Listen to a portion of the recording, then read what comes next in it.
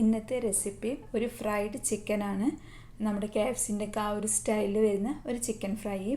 അപ്പോൾ ആദ്യമായിട്ടാണ് നിങ്ങൾ ഈ ചാനൽ കാണുന്നുണ്ടെങ്കിൽ ഒന്ന് സബ്സ്ക്രൈബ് ചെയ്യുക, അതിൻ്റെ അടുത്തുള്ള ബെല്ലൈക്കൺ നിൽക്കുക. അപ്പോഴാണ് പുതിയ വീഡിയോസ് അപ്ലോഡ് ചെയ്യുമ്പോൾ കിട്ടുള്ളൂ.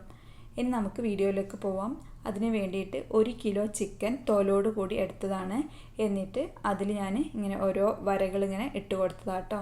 ഇത് നന്നായിട്ട് കഴുകിയിട്ട് വെള്ളം പോക്കിയെടുത്തതാണ്. ഇനി ഇതൊരു സൈഡിലേക്ക് മാറ്റി വെക്കുന്നുണ്ട്. നമുക്ക് വേറൊരു ബൗളെടുത്ത് അതിലേക്ക് 2 കപ്പ് പാൽ ഒഴിച്ച് കൊടുക്കുക. ബട്ടർ മിൽക്കാണ് ശരിക്കും വേണ്ടത്. അപ്പോൾ ബട്ടർ മിൽക്ക് എല്ലാവർക്കും കിട്ടാത്തതുകൊണ്ട് ഞാൻ ഇങ്ങനെ ബട്ടർ മിൽക്ക് ഉണ്ടാക്കിയെടുക്കുകയാണ് ചെയ്യുന്നത്. ഇനി ഇതിലേക്ക് 1 ടീസ്പൂൺ കുരുമുളക് പൊടി, വെള്ള കുരുമുളക് പൊടി ഉണ്ടെങ്കിൽ അത് ചേർത്ത് കൊടുക്കുക കേട്ടോ. പിന്നെ ആവശ്യത്തിന് ഉപ്പ്, നാരങ്ങ പിഴിഞ്ഞത് 3 ടേബിൾ സ്പൂണ്. അതിന് പകരം സുർക്ക, വിനെഗർ ആണെങ്കിൽ അത് ചേർത്ത് കൊടുത്താലും മതി. എന്തായാലും പാലൊന്ന് പിരിയിപ്പിക്കുകയാണ് ചെയ്യുന്നത്, അതാണ് ബട്ടർ മിൽക്ക്. എന്നിട്ട് നന്നായിട്ട് ഇളക്കിയിട്ട് ടേസ്റ്റ് നോക്കുക, ഉപ്പെല്ലാം കറക്റ്റ് അല്ലേന്ന്. ഇനി ജിഞ്ചർ ഗാർലിക്ക് പേസ്റ്റ് ആക്കിയിട്ടാണ് ഞാൻ ചേർത്ത് കൊടുക്കുന്നത്. ജിഞ്ചർ ഗാർലിക്കിൻ്റെ പൊടി, ഇഞ്ചി വെളുത്തുള്ളി പൊടി ഉണ്ടെങ്കിൽ അത് ചേർത്ത് കൊടുക്കുക. എന്നിട്ട് നമ്മൾ കഴുകി വൃത്തിയാക്കി വെച്ച ചിക്കന് അതിലേക്ക് ഇട്ട് കൊടുക്കുക. ചിക്കൻ മുങ്ങിക്കിടക്കണം, ആ ഒരു രീതിയിലാണ് നമ്മളെ ബട്ടർ മിൽക്ക് വേണ്ടത്. തൈരാണെങ്കിൽ തൈര് കേട്ടോ, എന്തായാലും കുഴപ്പമില്ല. തൈരിൽ വെള്ളം ഒഴിക്കേണ്ട, ജസ്റ്റ് ഒന്ന് മിക്സിയിൽ അടിച്ചിട്ട് ചിക്കൻ ഇട്ട് കൊടുക്കുക. ബാക്കി ഉപ്പും കാര്യങ്ങളൊക്കെ അതുപോലെ തന്നെ ചെയ്യുക.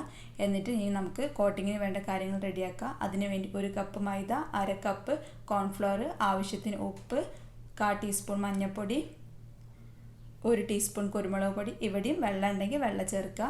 പിന്നെ പാപ്രിക്ക പൗഡർ 1 ടേബിൾ സ്പൂണ്, അതിന് പകരം കാശ്മീരി മുളക് പൊടി ചേർത്താലും മതി.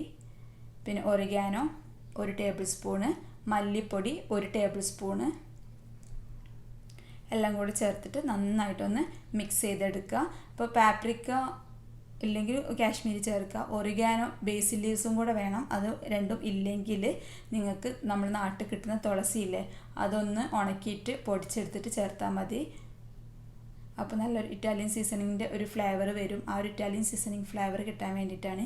ഇനി ഇതിലേക്ക് ഒരു മാഗി ചിക്കൻ സ്റ്റോക്ക് ഒരൊറ്റ ഒന്നിട്ടോ, അതിൽ 2 പീസ് ഉണ്ടാവും, അതിൽ 1 പീസ് എടുത്തിട്ട് ഞാൻ ഇതിലേക്ക് ഇട്ട് കൊടുക്കുന്നുണ്ട്. അതിന് വേണ്ടി ആദ്യം ഇത് കുറച്ച് സമയം ഒന്ന് ഫ്രീസറിൽ, ഒരു അരമണിക്കൂർ ഫ്രീസറിൽ അല്ലെങ്കിൽ ഫ്രിഡ്ജിൽ വെച്ചിട്ട് എടുത്തിട്ട് ഒന്നിങ്ങനെ ചുരണ്ടി കൊടുക്കുക ഒരു കത്തി കൊണ്ട്. നമ്മൾ പുറത്ത് വെച്ചാൽ ഇങ്ങനെ ചുരണ്ടി ഇങ്ങനെ കിട്ടൂല. എന്നിട്ട് ഇതിലേക്ക് ചേർത്ത് കൊടുക്കട്ടോ, 1 ക്യൂബ് ഫുള്ളായിട്ട് ചേർത്ത് കൊടുക്കുക. എന്നിട്ട് കൈ വെച്ച് നന്നായിട്ടൊന്ന് മിക്സ് ചെയ്തിട്ട് ഉപ്പെല്ലാം കറക്റ്റല്ലേ നോക്കുക. ഇനി നമുക്ക് ഫ്രൈ ചെയ്തെടുക്കാനുള്ള ഓയിൽ ഒരു പാത്രത്തിലേക്ക് ഒഴിച്ചു കൊടുക്കുക. ചൂട് കട്ടിയുള്ള പാത്രം എടുക്കുക കേട്ടോ, അപ്പോഴാണ് ചൂട് കറക്റ്റായിട്ട് കിട്ടുക.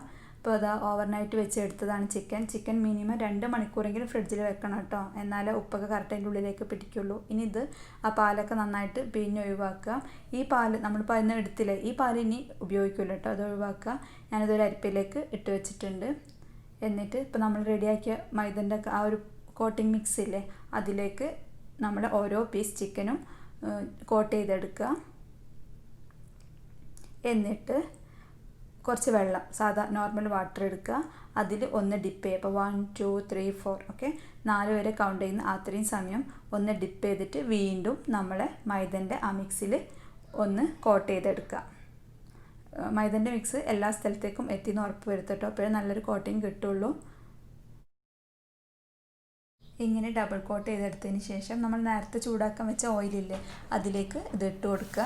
ഓയിലിൻ്റെ ചൂട് പ്രത്യേകം ശ്രദ്ധിക്കുക, മീഡിയത്തിനേക്കാളും കുറച്ച് കുറവ് എന്ന രീതിയിൽ വെച്ച് കൊടുക്കുക കേട്ടോ.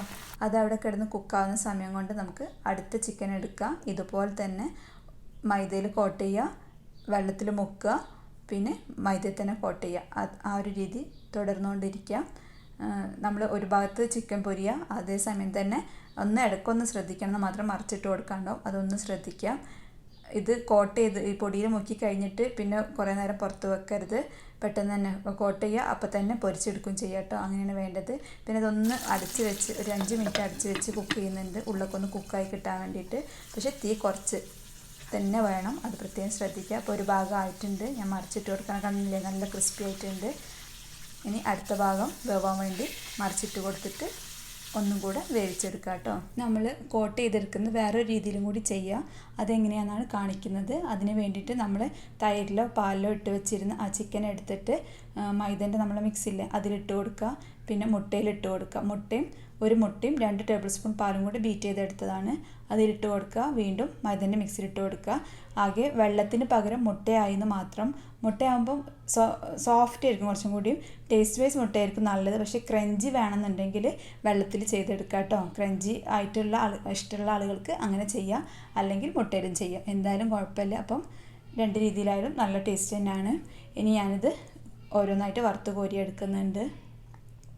അപ്പോൾ എല്ലാം റെഡി ആയിട്ടുണ്ട്. എല്ലാവർക്കും ഇഷ്ടപ്പെട്ടിട്ടുണ്ടാവുമെന്ന് വിചാരിക്കണേ. ജസ്റ്റ് ഒന്ന് മുറിച്ചിട്ട് കാണിക്കുക. ഉള്ളിൽ നല്ല സോഫ്റ്റാണ്. നമ്മൾ പാലിൽ ഇട്ട് വെച്ചിട്ട്, ഇനി പാലിലല്ല, നിങ്ങൾക്ക് തൈരിലാണെങ്കിൽ തൈരിലിട്ട് വെച്ചാലും മതി, നല്ല ടേസ്റ്റ് തന്നെ ആയിരിക്കും. തൈരിൽ വെള്ളമൊന്നും ഒഴിക്കേണ്ട, മുങ്ങിക്കിടക്കാവുന്ന രീതിയിൽ ചെയ്യുക. അപ്പം എല്ലാവരും നിങ്ങളുടെ വിലയേറിയ അഭിപ്രായങ്ങൾ കമൻറ്റിൽ അറിയിക്കുക. Thanks for watching.